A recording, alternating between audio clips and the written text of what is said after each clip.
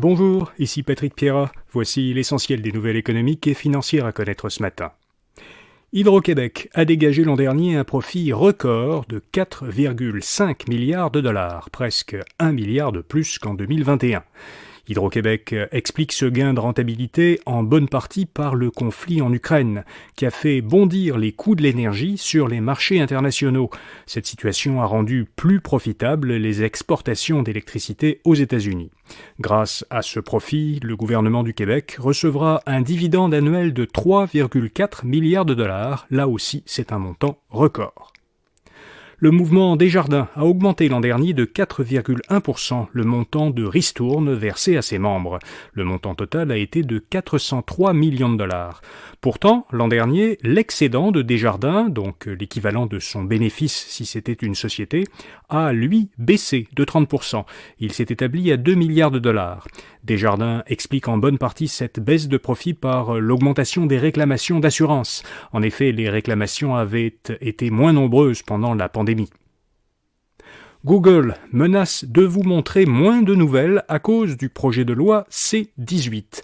Ce projet, qui a été adopté par la Chambre des communes en décembre et doit encore être débattu par le Sénat, obligerait les géants du numérique à conclure avec les médias d'information des ententes qui viseraient à rémunérer les médias pour leur contenu qui est diffusé et partagé sur les plateformes de recherche et de médias sociaux. Tout comme Facebook, Google s'oppose à ce projet de loi. L'entreprise a commencé à tester une réponse à C-18. Pendant quelques semaines, Google limite le nombre de nouvelles que des usagers canadiens peuvent voir sur certains de ses services en ligne. Selon Google, ce test ne concerne que 4% des usagers au Canada.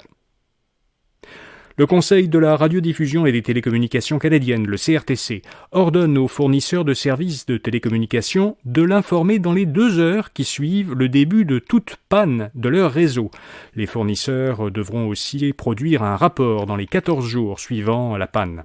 Le CRTC justifie cette ordonnance par la fréquence accrue des pannes de réseaux de télécommunications essentiels, comme Internet et le téléphone, en raison notamment des phénomènes météo extrêmes et des cyberattaques. Et puis Bombardier Produits Récréatifs, BRP, a dévoilé ses 2 premières motoneiges entièrement électriques.